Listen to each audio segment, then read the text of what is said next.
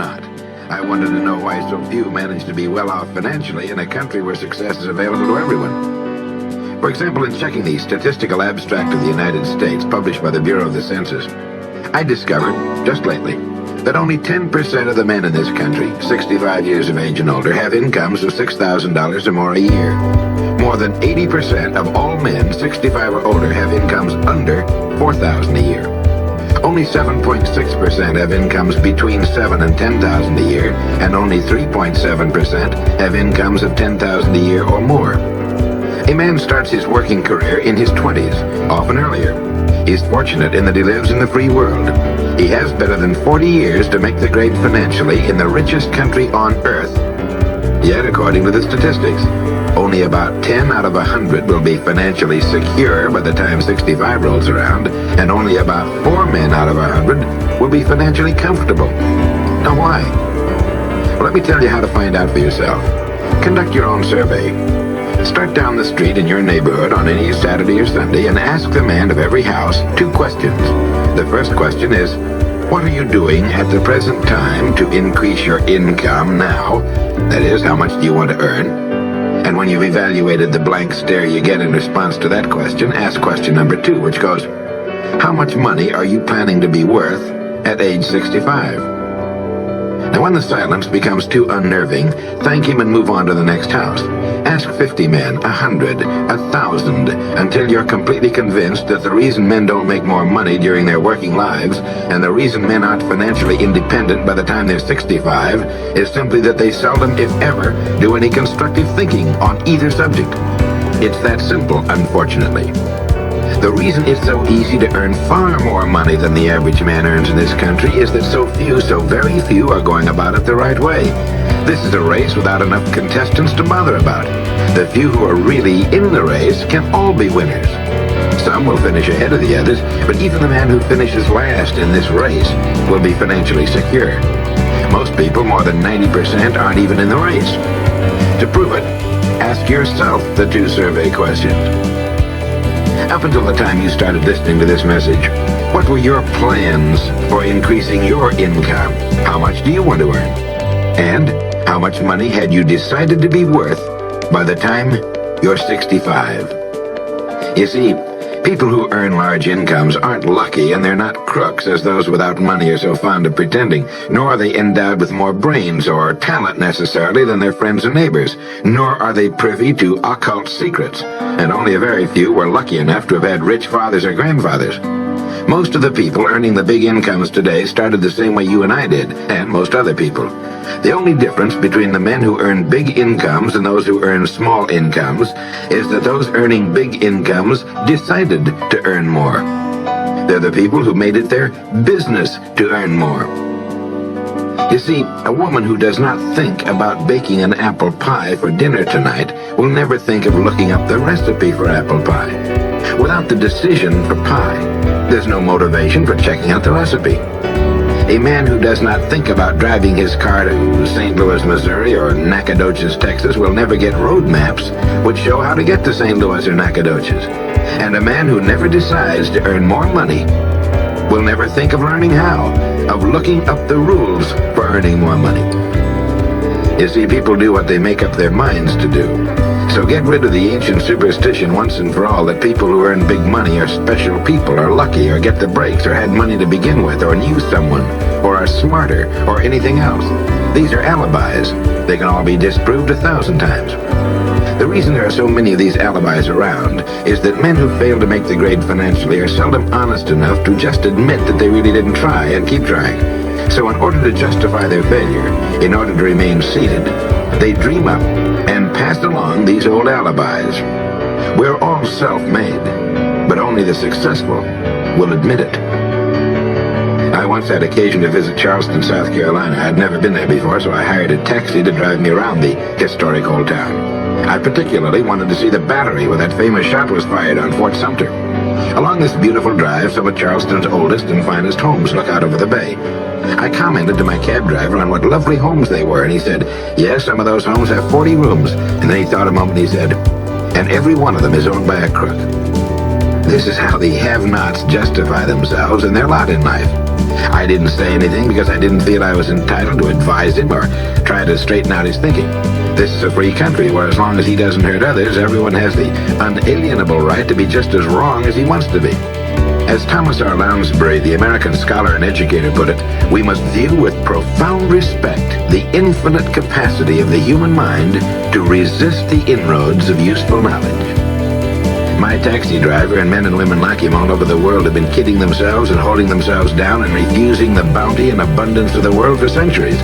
Knowledge is available to everyone.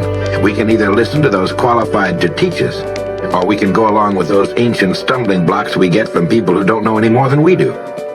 The truth, incidentally, about those homes along that beautiful drive is that they were built by the men and women who made the largest contribution to the city of Charleston. In just a moment, I'm going to give you the formula for getting rich, but before I do, I want to remind you of something. Before a jet pilot begins his takeoff from an airport, he carefully goes over a checklist, item by item. He does this not only because it's required by law, but because he cannot afford to trust so important a job to his memory alone. He has another checklist that he goes over just as carefully before he begins his letdown at his destination. He does this without fail every time he takes off and every time he lands. Well, I think living successfully is as important as flying an airplane. And because of this, I think each of us needs a checklist too. And that's why there's one included with this cassette. We need a checklist to go over item by item before we take off in the morning and before we drop off to sleep every night. So I want to recommend that you affix the checklist to your bathroom mirror. Stare at it as you brush your teeth in the morning and stare at it again as you prepare for bed at night. Go over each item, and as you do, think of what each item represents. Now here's number one. It's the formula for getting rich. It also explains why you're in your present position, whether you're earning $6,000 a year or $16,000 or $60,000 or $600,000. It applies to every adult, whether he's employed or unemployed. It applies to the richest man and to the poorest, and every person in between. And here it is. Our rewards in life will always be in exact proportion to our contribution, our service. Now that's what the formula means as the first item on your checklist. Memorize it. Our rewards in life will always be in exact proportion to our contribution, our service. Listen to it, think about it until you know it emotionally as well as intellectually. It might give you some slight feeling of superiority to realize that there's probably not another man within a mile of where you live who knows it. You can add it as a question on your survey if you want proof of that. If you want it in another form, here it is as it applies to a man's job. It's the same thing really, the same thing applies, but you can express it differently. The money you're paid by the company you work for will always be in direct ratio to the need for what you do, your ability to do it, and the degree of difficulty involved in replacing you. Maybe you want to write the formula down in both of its forms and think about it until it's as much a part of you as your name. The reason it isn't spelled out on your checklist is because you might not want everyone to know what you're up to. The checklist is valuable only to a person who knows what the words really indicate. All right, you've got the formula. As you think about it, its meaning will become clearer to you. With the formula, there are two rules which must be applied to properly use it. This formula, together with the two rules, is your recipe or your roadmap to earning all the money you really want. Now let's take a look at item number 2 on your checklist. And I'm serious about your putting this checklist on your mirror. You'll notice it's pressure sensitive. Item number 2, the gold mine. The Pulitzer Prize-winning playwright Archibald MacLeish in his play The Secret of Freedom wrote, "The only thing about a man that is a man is his mind. Everything else you can find in a pig or a horse." Strong words, aren't they? But as long as you live, you'll never hear a truer statement. The key to every human being's success lies in his mind, the gold mine between his ears. One idea can make you rich. A lot of good ideas can move you steadily upward in the work you do, and ideas are free. Now just think, there's nothing now being done commercially that will not be done better, much better in the years ahead. Next year's homes and most of what's in them will be better than this year's. Next year's cars will be better. Next year's manufacturing, distributing, marketing, and selling and advertising should be better. Nothing is now being done as well as it must be done in the future. And every innovation, every new improvement will be somebody's brainchild. Now what's your specialty? How many good ideas have you come up with during the past year? If you continue on as you have in the past, where will you be and what will you be earning, say, a year from now, 5 years from now? Every day of our lives, we walk or drive by more opportunity than we could develop in a lifetime, in 50 lifetimes. Back in the 20s, Sinclair Lewis wrote that you can kidnap a man, blindfold him, take him to any city in the country with a couple of notable exceptions, put him in a chair in the downtown area, take off his blindfold, and he can sit there a week and not be able to tell you what town he's in. The streets are all alike. The buildings are all alike. The businesses all look alike. This is still largely true today. The reason for this being that most businessmen in this country are playing a game called follow the follower. If a man goes into business, no matter what line it happens to be, the first thing he does is make certain that his place of business, outside and inside, looks exactly like every other place of business of that type in the country. Do you know why? It's because he's been playing copycat since he was a year old and does it without thinking about it. For the same reason kids dress alike in school. He wants to be one of the gang. He doesn't necessarily examine all the business establishments in his field and pattern his on the one outstanding example, the one that inspires him, the one that he can really believe in. He just does what everybody else in his business is doing, and by this simple process, he guarantees his own mediocrity. Whose drum are you marching to, if indeed you're marching to anyone's, and why? Remember, whatever you now do for a living will be done differently, quite differently a few years from now. Never in the history of mankind have the opportunities for all of us been so great. But the great majority of people will be the beneficiaries of progress, not those who bring it about. Which group are you going to belong to? If you want to be a contributor, not just a beneficiary, here's the first rule. It appears on your checklist as the gold mine. So, think. Think deliberately and with a purpose. Use the gold mine between your ears. Begin by thinking at a special time every day. Back during the Depression, a New York lumber dealer was growing rich while other lumber dealers were going broke. When asked how he did it, he said, "Every evening when I get home, I close myself up in a quiet room, sit in a comfortable chair, and ask myself, how will my business be conducted 10 years from now? Then I try to do it now." Instead of competing with every other lumber dealer, which is what they were doing, he was creating. He was doing the very thing man was designed to do, the very thing man does best. A company growing at the rate of 10% a year will double its size in less than 8 years. But a man can improve his effectiveness 50% or 100% a year or more.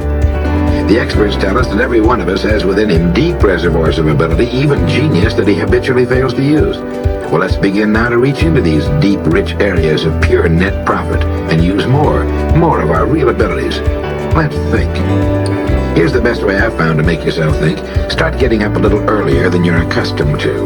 Right off the bat, this gives you extra time that 95% of the men in this country are not using at all. 1 hour earlier a day gives you 6.5 extra 40-hour weeks a year. But at this time in the morning, take a refreshing shower, dress, get yourself a fresh hot cup of coffee if you're a coffee man, and then sit down to a clean sheet of paper. At the top of the paper, write your financial goal. Now, this is the amount of money per year you intend to earn soon. Incidentally, you might like to keep this to yourself, too. It's nobody's business but yours. Then, start to think. Think about your goal and what it'll mean to you and your family. Then see how many ideas you can come up with to help you reach that goal. Ideas to improve what you now do for a living. Ways of increasing your contribution to match your income goal. You know, jobs don't have futures. People do. No matter what line of work you may be in, there is within it more than enough opportunity to last a lifetime. You don't have to think of brand new ideas or revolutionary new ways of doing things, although you well might come up with some. Think of ways of improving what is now being done. If you are to increase your income by the amount you've specified, you must find ways of increasing your contribution, your service. And the key to this is to be found in your mind, in that gold mine between your ears. Try for 5 ideas every morning and write them down. And save those sheets of paper in a special idea file. Many, perhaps most of your ideas will be worthless, but some of them will be very good. A few will be excellent, and every once in a while you will come up with something really outstanding. You see, 5 ideas a day is 25 a week if you don't think on weekends. Now that's more than 1,000 ideas a year. One idea can get you to that income you're shooting for. The law of averages swings so far in your favor you just can't miss. Try to develop a sense of expectancy. That is, try to hold the feeling that the goal you're shooting for is a sure thing, and that it's only a matter of time before it's realized. You know, Henry Ford didn't start making cars until he was 45. A friend of mine started a new company at 65. He's still going strong, and his new company has sales of better than $300 million a year. It's almost never too late. Try not to think of things outside of your own line of work or whatever it is you're most interested in. To think well and profitably, you must discipline your thinking. Keep it on course, controlled, keep it in one field, specialize. Now for the final item on your checklist. It appears as the word. And the word is attitude. Attitude has been called the most important word in the language. William James put it this way. He said, the greatest discovery of my generation is that human beings can alter their lives by altering their attitudes of mind. Now this is something to think about. Can alter their lives by altering their attitudes of mind. It's another way of saying we become what we think about. Look at it this way. Your total environment, if you've been an adult for any appreciable period of time, your total environment is a reflection of you as a person. The house or the neighborhood in which you live, the car you drive, the clothes you wear, the job you do, the people with whom you regularly associate. Your total environment is an exact and merciless mirror of you as a human being. Now, if you feel your environment can stand some improvement, you have only to improve your attitude, and your world will gradually change to reflect the changing person. Here's how to change your attitude. Beginning now, begin to act as would the person you most want to become. Now that is, if you were already in possession of the goal you're shooting for, how would you conduct yourself in all of your affairs? Well, do it now, and tomorrow, and the next day. Begin now to act the part of the person you most want to become, and you'll end by becoming that person. Subtly, in little ways, in the way you dress, in the way you talk, in the unfailing courtesy you show to every person with whom you come in contact. Begin to act the part of the person who has already achieved that which you're shooting for. The German philosopher Goethe gave us the secret when he said, before you can do something, you must first be something. When you behave like the person you most want to become, the things that person would have will tend to come to you. It's simply cause and effect. Don't be in too big a hurry. It takes longer to build a skyscraper than a chicken coop. Build slowly, steadily, and well. Then when you make it, you'll keep it. You'll stay on top.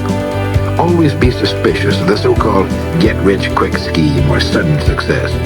Never forget that word, attitude. It's your attitude toward the people with whom you come in contact that will determine their attitudes toward you. The person with a great attitude toward life and the world is the person other people call lucky. He's not lucky. He's just using our old friend, cause and effect. His causes are excellent, and his effects have to be just as good. Well, that's it. 3 things to remember. 3 things to practice every day. If you spent 16 hours a day, 7 days a week practicing your golf swing, in a relatively short time, you'd have a grooved, beautiful swing like the pros. So practice your new attitude every day, every waking hour. Practice thinking a few minutes every morning, and you'll find yourself thinking all day long. And remember the formula. Our rewards in life will always be in exact proportion to our contribution, our service. Go over the ideas in this message every day until they're as much a part of you as your name and your temporary address. You'll notice that each time you listen, you'll hear something new. You'll get a new idea you failed to get before. This is Earl Nightingale, and thank you.